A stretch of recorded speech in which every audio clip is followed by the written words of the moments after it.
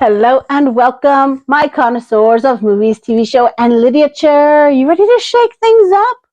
You may come and loop galaroo, and you are here to feast on my opinion of all things movie, TV, and book.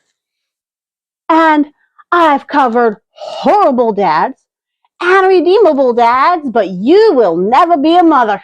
Let's hit the horrible moms out there. Women that should have never popped out a child, or in some of these cases, adopted children. Now, nasty mother number one.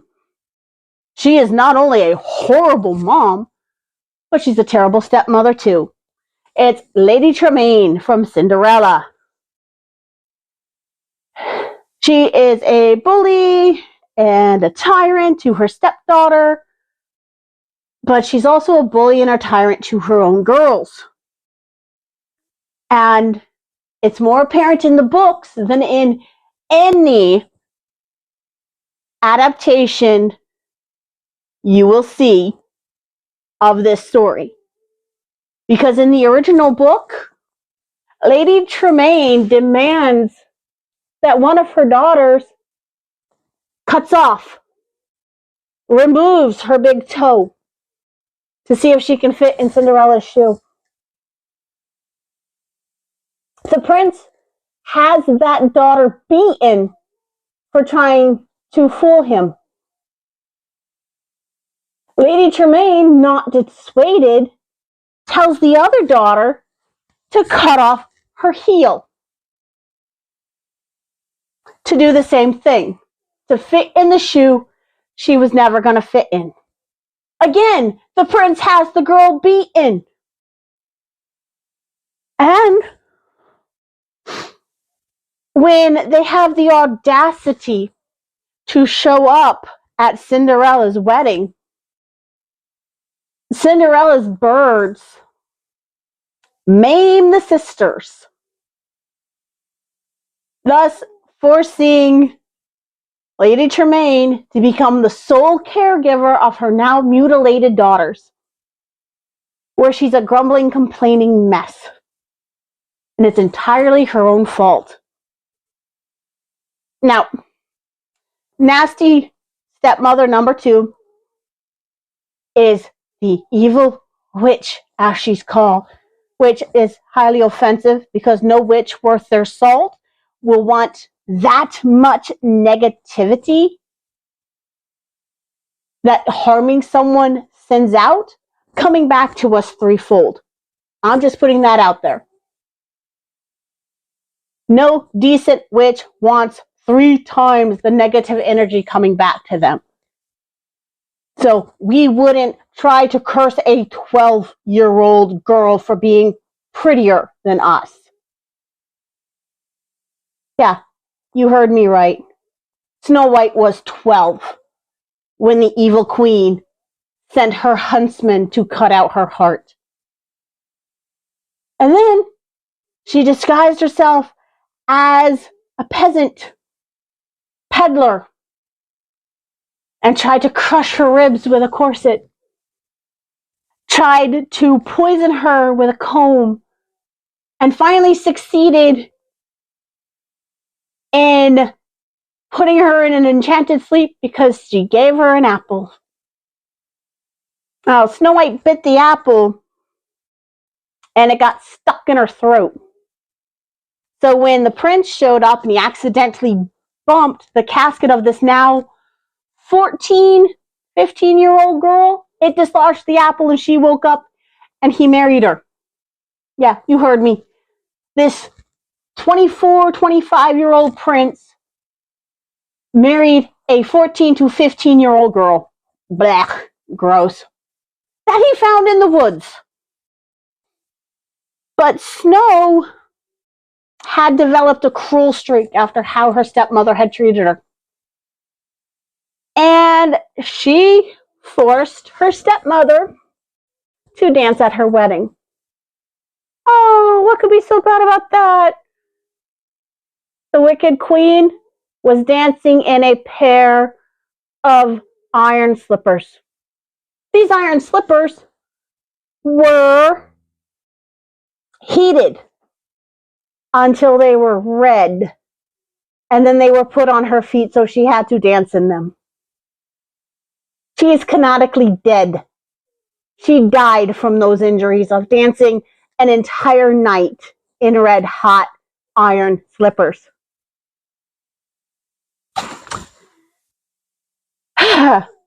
Nasty.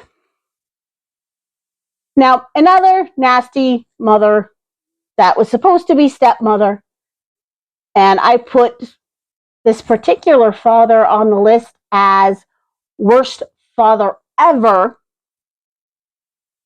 is Grace in the movie The Lodge. Because where Richard Hall, played by Choco Vine Richard Armitage, disregarded his instincts to stay and mitigate the fallout between his kids and his love interest, Grace was oblivious to how badly these children hated her. And when they caused her to have a psychological break, she murders Daddy and both kids. And then herself. The only member of that family that had a quick death was Daddy. Because she starved the children and herself to death by forcing them to wear duct tape over their mouths. It was disturbing. Yet another horrible mom who should not be allowed anywhere near children is a woman named Naomi Putman. Now, for those of you who have seen or read The Handmaid's Tale, you know precisely who this woman is. Because this woman was given a baby, as is her right, because she's one of the upper echelon wives, and her husband gets to abuse the freaking handmaidens. But Naomi took the gift that was this baby and only fed it and changed it.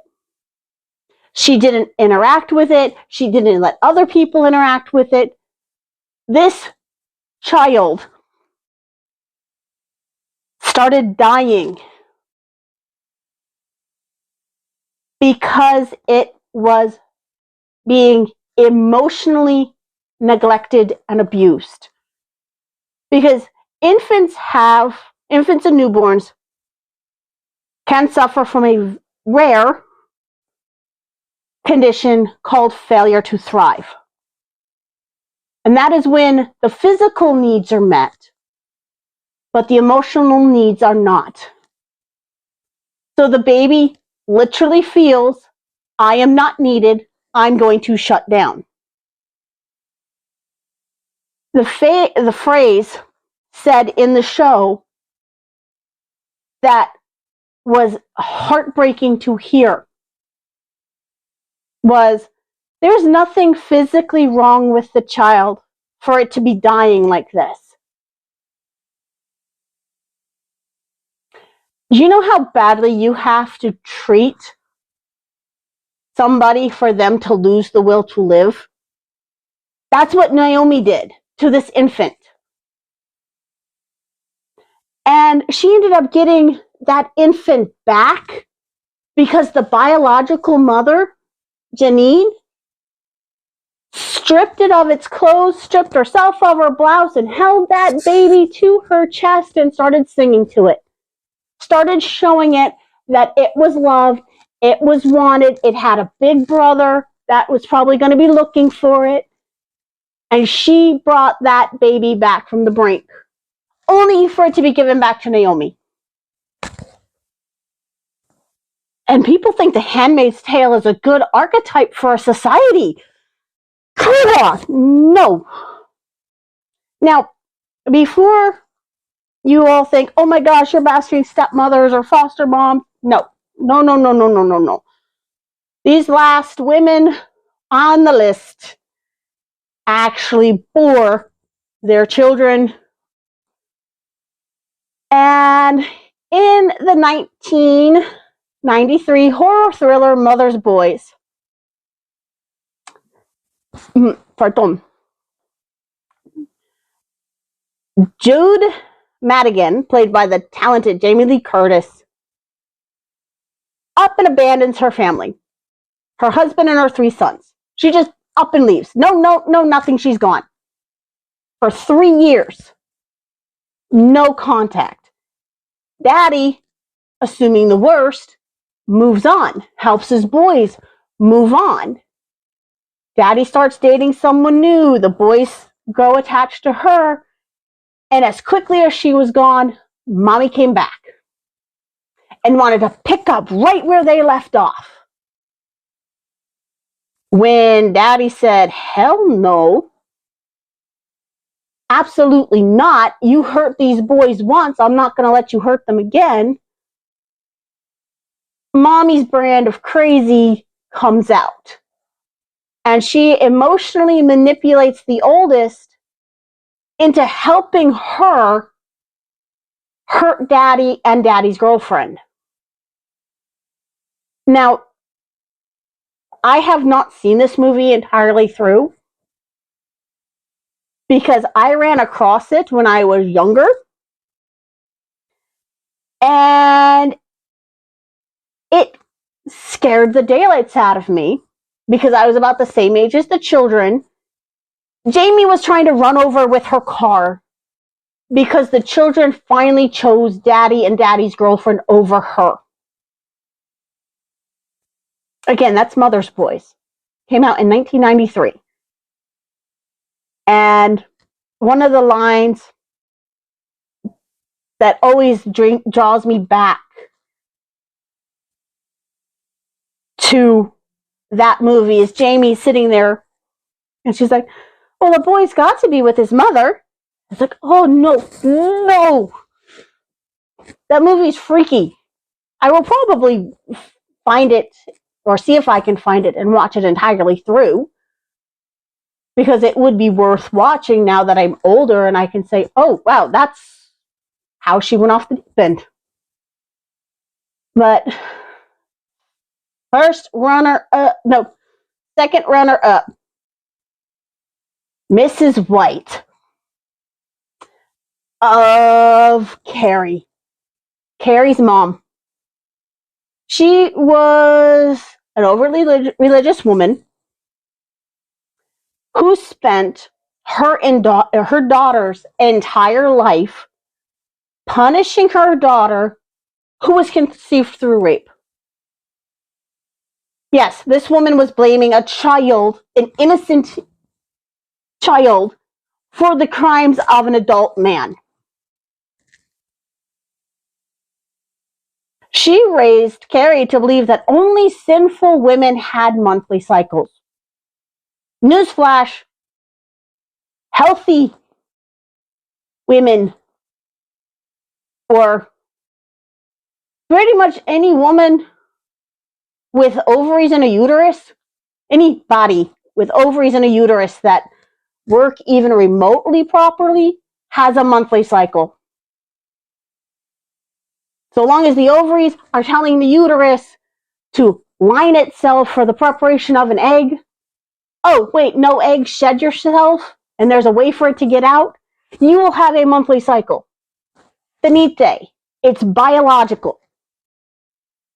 Unless you have a medical condition that stops that from happening, you're going to have a monthly cycle. But yeah, Carrie was told her entire life that only sinful women had monthly cycles. And then, for every little offense, Carrie got locked in a cabinet and told to beg for forgiveness and repent and grovel that she's unworthy. And because of Mommy Dearest's horrible opinion of something wholly natural and healthy, Carrie was caught unaware when she inevitably started her cycle, which she started at school. And because she was a quiet, awkward little thing to begin with, she became the subject of mockery and ridicule by the mean girls in the school. And Mommy has the audacity to blame her for the bullies treating her the way they treated her. And then she started accusing Carrie of being sexually promiscuous because she now has a cycle. Yeah, you heard me correctly. Carrie's mother's logic. You will only have a cycle if you're sexually promiscuous. Again, perfectly biologically natural. Unless there is something medically wrong, you're going to have a cycle. It's horrible. And she forces Carrie to beg for forgiveness. And people wonder why Carrie actually snaps and murders everybody in her school. And Mommy Dearest, upon finding out that her daughter has telekinesis, decides she's going to string Carrie up, crucifix style, as if she's on a cross, and try to stab her. Just to release the devil that has possessed her daughter's body. Carrie ends up killing Mommy, but dies of her injuries. It's a very, very, very sad movie. If you look at it, that 90% of what happened could have been avoided if Mommy would have gotten psychological help to begin with. Or not been forced to raise Carrie. If she would have been allowed to put Carrie up for adoption. First runner-up for Horrible Mother is Octavia Spencer's character in Ma. That movie is so scary good. I love that movie. If you want a rundown and my proper opinion of the whole thing, with massive more spoilers that I'm about to give, let me know in the comments. But Sue Ann starts off as this fun lady who decides, I'm going to have the high school kids party at my house so I can make sure nobody gets drugged, nobody's driving drunk, a safe place for them to party and have fun. Until you find out that her own daughter is kept perpetually ill upstairs in her room. And the few times you see her outside of her room and outside of that house, she's in a wheelchair. Spoiler alert, daughter doesn't need to be in a wheelchair. Ma was keeping the daughter sick because Ma was mad at the daughter's father. Oh. But when Ma goes off the deep end and her house catches fire, she tells the protagonist that my daughter's dying with me in this fire, and you can either try trying to save her because you're just like your mother, too cowardly to put a stop to bullies. Like I said, if you want a better rundown of this show, let me know in the comments, because it is a good movie. And the last bad mother on this list, unless you can tell me in the comments anyone worse than these ladies, is a mother named Faith. Faith appears in a movie called A Creature Was Stirring. And I got this movie purely because it had a porcupine shifter, a rare porcupine on the cover. And I was like, ooh, fun little creature feature. Well, you find Mommy Dearest, obsessed. You find Faith completely obsessed with her daughter Charm's health. More importantly, her temperature. Now, Charm is about 15, 16 years old. And Faith, who is portrayed as a nurse of sorts, is constantly having her 16-year-old daughter use a rectal thermometer. Okay, rectal thermometers were used on infants before better methods were made. They have lost fashion big time, specifically for anything older than something that can hold it in their mouth. And now they're starting to put thermometers under the armpits of younger babies, again, to avoid the intrusion of sticking something up their butt. But she had it plastered everywhere that her daughter had to maintain a body temperature between two very distinct fever temps. She had to be between 102 and 104, or she would become this porcupine creature. Well,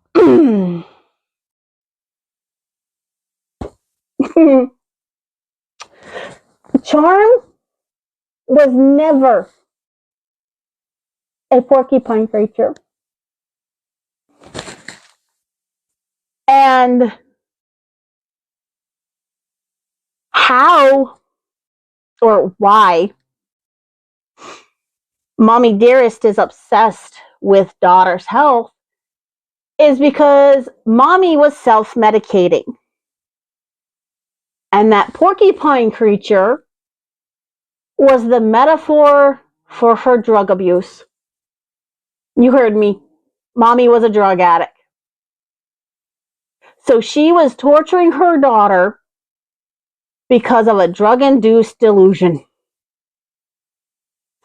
And when Charm finally escaped Mommy's grip, she got tangled up in some briars and ended up dying. Yeah, massive spoilers about that. And I will be giving a better rundown of this movie because it's worth exploring, specifically with how it all comes to light.